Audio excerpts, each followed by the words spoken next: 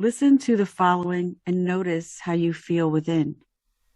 Notice what you think about when you hear these phrases.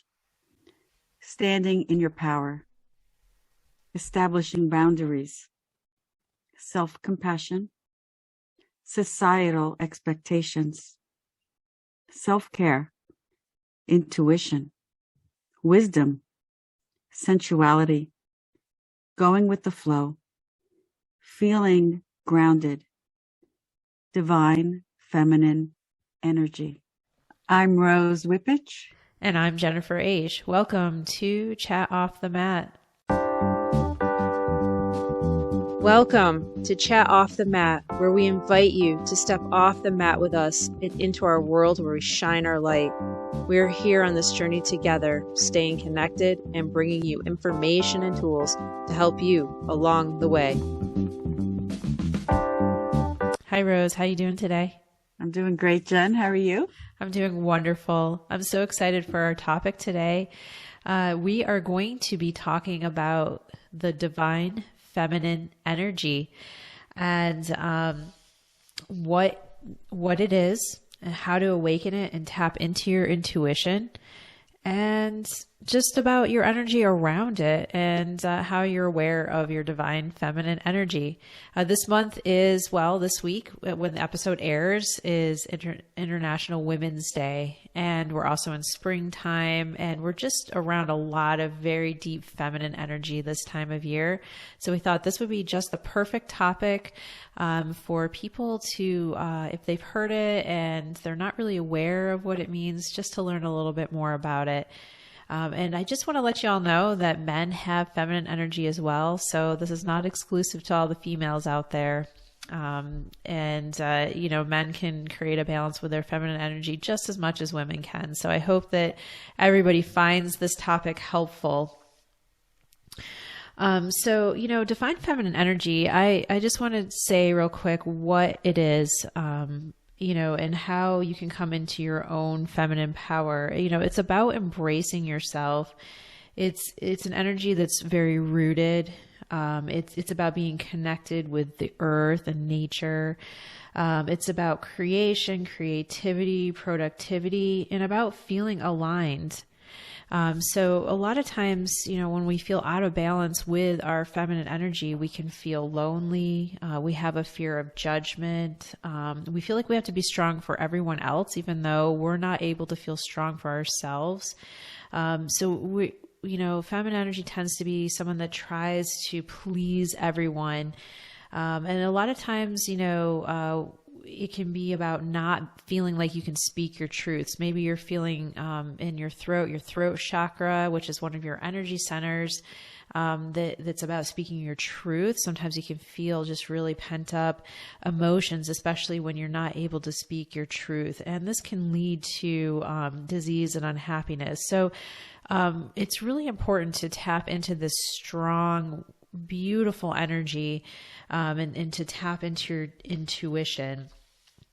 So Rose, how do you feel? I mean, what does divine feminine energy mean for you? To turn my mic on. So I wanted to share just my own journey with this energy. Growing up, I never really knew what that energy meant. I was never taught what it was meant to, how to be a woman, how to tap into her sensuality. I was raised by a very strict Italian family. And also I understood that my mom probably didn't understand it either or was taught. But as a young child, I just had to learn how to be part of the norm, those societal expectations, right? You grow up, you get married, and you become a good wife and a good mom and all those things, which I struggled with a lot. And I did not know how to connect to that inner feminine energy, that goddess energy. And until I was later in life when I started my spiritual journey after difficult partnerships and relationships and trying to understand what was going wrong. And part of it was that I did not understand what self-love was, what self-care. I did not use my intuition to guide me, which is really, really important. I did not appreciate who I was as a woman, connecting with that sensuality, with that part of myself that should set boundaries or should have set boundaries. And so I feel like I learned the hard way a little bit.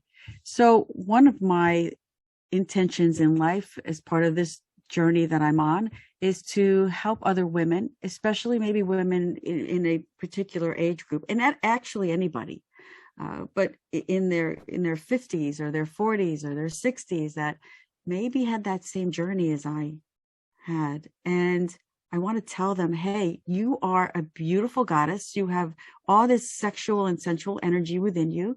You can be who you want to be without allowing others to tell you what they want you to be or who you should be. All these things, you have the power to step into your own power and to align with your own truth. And that this is something that's very near and dear to me. And once I started tapping into that energy, I started to feel a little more freer. I was allowed, or I felt like I was allowed to express myself a little bit more and to establish those boundaries around me and to really tap into that energy and to connect with our other women, to lift other women up and to also be lifted up by other women, to let other people in that can support me. So that is why this particular topic is really important, because I think a lot of women have this energy. They just maybe forgot about it because of their life and what's happening, and that we need to help them reawaken that energy. So that's kind of what it means to me. That's beautiful. Yeah. Thanks. And, when you were saying about the growing up and how we were raised, and of course our parents did the best that they could for us, right? And we know that. And as we become older as we become older, we realize that, and then we learn things about ourselves. But it's so very true. I was raised similarly in the aspect of how to, make sure to control your emotions. And sometimes that did mean to not always say what you're feeling because maybe it would be impolite, which is not a wrong thing. I think that we do need to be able to maneuver through society, being respectful of others and stuff like that. But I do sometimes feel like, I had a thyroid autoimmune disorder with my thyroid. And, the more that I learn about, the emotions and energies and stuff like that, I really do feel like it was for me, like having things happen to me and not speaking my truth and stuff like that. So that really resonates with me, Rose, when you talk about that. Yeah. And just coming into, your own energy. And that's part of a healing thing as well. Cause, non-expression sometimes can lead to anger, and anger, even though it can be a useful emotion, I'm not saying like you should never feel angry about stuff. Those are, all emotions are useful and serve their purpose. However, if you have too much stuff built up and then, people become very angry, and it's a lot of times it's just because they're not able to feel like they can express themselves. So I just wanted to add that into what you're saying. That is so true. And and another thing is that breast cancer is very prevalent obviously in women, right? But the numbers keep going up. And why is that? Yes. And part of it is because women do so much more for others than they do for themselves. Mm-hmm. And when I was diagnosed, I did a search on I forgot what it was, the spiritual reason why breast cancer occurs. And it was because women put their own needs aside. They don't express themselves. They hide things in, or they hold things in. And then they block this energy, and it creates disease or disharmony. Now, we're not saying that this happens to everybody. All we're saying is that, be aware of what's happening in your life and and notice where you can make the changes to become more of who you are, and express yourself, and tap into an energy that is more aligned with who you need to be to live your best life. And I know we talk about our imbalancing energies and balancing energies, and there's things we can do besides movement. Being a yoga teacher and qigong teacher, Jennifer and I both understand how moving the body is really important to connect with that energy or move that energy. And also, one of the things I love to do, I love to dance. Nobody in my family likes to dance, but I love to dance. So I don't go anywhere to dance, but I love to dance here in my house. So, move your body in any way that is expressive to you, moves that stagnant energy and helps you feel good. It helps you feel sexy, right? Jennifer, it's all about that sacral chakra, and really that's that dantian area, right? That's that energy where our chi is. So igniting that fire and that flame within, and helping it to make you feel really good about your body. I mean, I don't know about you, Jennifer, but I know me all my life, I've been comparing myself to magazines or TV, and how we look and how we feel we should look. And that has also put a block on how I should feel about myself. Mm-hmm. And I'm sure I'm not the only one. No, I was the same way. Yeah. Always judging myself and comparing myself to a magazine. Right. And I think it's probably worse now, because there's more ways that women see that through social media. Before it was magazines and TV, and now it's like everywhere. But that judgment, that judging is huge, that self-judging. And when we take that away, that is one huge step towards connecting with our divine feminine energy. So don't worry about what other people look like. You have to feel good in your body. And so what, you're a couple of pounds overweight. Do you feel good? Do you feel happy in your heart? Do you feel that you can walk into a room and just have that beautiful energy, that spiritual, that empowered energy about you that will make heads turn? And even if they don't, who cares, right? Just feel good about yourself in your own skin. That's what's important. So really enjoying your body. Your body's a temple. It brings pleasure, and to have, besides movement and dancing, self-pleasure, that's something that you can also have for yourself. And I think that's important. Not relying on others all the time, but having the ability to provide that for yourself. I think that's part of being a beautiful feminine goddess. Also, one of the things I have here is to get creative. Sometimes we block our own creativity. Creativity comes from that sacral chakra. We're mothers by nature, and maybe we have not all birthed children, but we have the ability to birth anything we put our minds to, whether it's new businesses or projects or creative, just having that creativity to do something different. Never doubt your ability to do that. I think that's important as well. Do you have anything to I do. share to that? When you're talking about, how to tap into that energy and your intuition, I think one of the things that resonated too is when you start to come into yourself and loving yourself and being okay with yourself, that you do realize that you don't need to rely on anyone else for your happiness all the time, and that it does come from within.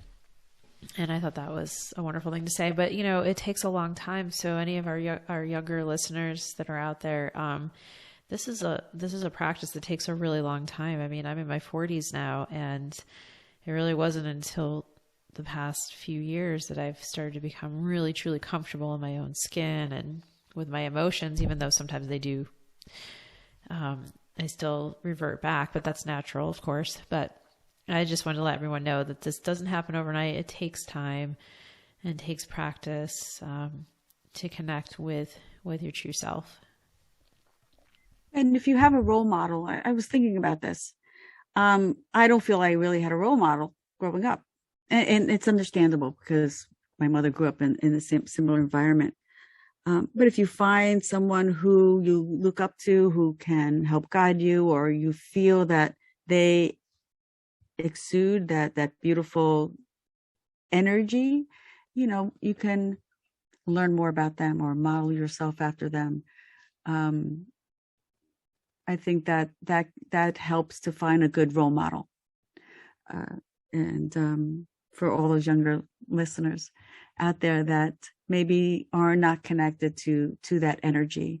And it's understandable when you're going through life and you're working and you're raising a family, let's say, and you have a lot on your plate, we put our own needs aside. And you really need to put your needs first. And Jennifer and I always say that. Take care of yourself. Self-care is huge. And there's nothing selfish about it. It's really about taking care of who you are internally and externally. Right? Yeah, and I was going to say that self-care is not always necessarily, taking a nice soaking bath with special oils and stuff. Self-care sometimes can just go down to going down to the roots of yourself, deep within, and seeing what is causing you stress or tension or turmoil, and in dealing with that as well. I think that, a lot of times people associate self-care with just going out and getting like a mani-pedi, which are wonderful things to do. I mean, I love doing it. Don't get me wrong. But also self-care could be just tapping into your intuition, your divine feminine energy, and then kind of pulling it out and nurturing it. And if you find places you need to healing it, because when you really like get into this energy of you, I mean, you're intuitive, you're strong. You're a defender. Strong women are defenders. Look, women can be empathetic and nurturers and all this stuff, but don't cross them. Mama bear protects those cubs, let me tell you. And she knows how to be a strong defender. And so, like when you tap into that, you feel this empowerment. And I want everyone out there to just know how to go deep within, to love themselves and to feel empowered with who they are, who you are, and just really tap into that beautiful feminine energy. Yeah, intuition is really number one on my list. And there's something I wanted to mention about intuition. So intuition, when we talk about intuition and we talk about the divine feminine energy, we are really talking about source, right? So when we tap into our intuition, we're tapping into a part of us that is not in the surface. It's subconscious. It's internal. It could mean it's something that is above and beyond us. It's source, right? It's whatever it means to you. And when we tap into that intuition, it means that we need to listen to our soul. We need to pause when we need an answer to something, or when we feel we may or may not be on the right path. We pause and we go within. And we go within and we feel it right below our heart in that solar plexus. And we notice what it is that's guiding us. And we have the answers to everything. Like the witch, or the good witch told Dorothy, you have the power within. That power within is that beautiful feminine energy. It's your intuition. Let it guide you. It will never steer you wrong. So really use that. I know Jennifer and I always talk about that. We allow our intuition to guide you, and that beautiful power is always within you. So we encourage you to tap into it. That's wonderful. I love it. Yeah. So everyone, another thing, I hope you enjoyed the episode today, and Rose and I are going to be doing a workshop in May that will help you to tap into your divine feminine energy. So we're planting the seed now with y'all, and we'll start sending out some signups and everything in the next month. So just be on the lookout for that. And if you don't know how to connect with us, in the show notes, you'll find a link to get added to our community list. And be sure to like, subscribe, share our episodes. We are ever increasing, and we appreciate all the support. And the more you like, subscribe, and share, the more that we're able to get out there in front of everyone. And do you have anything you want to add, Rose? Just tell all of your beautiful divine feminine goddess friends about our episode. Anybody actually, and we hope that you enjoyed it, and we're here for you. Just reach out, feedback. We love it. We love hearing from you, and we love connecting with you as always. So all right, enjoy the rest of your day. Bye, everyone. We want to thank you for joining us today. Be sure to check out the show notes for links to our websites and social media platforms, and to send us any email with questions or comments. We look forward to connecting with you again for some more chat off the mat.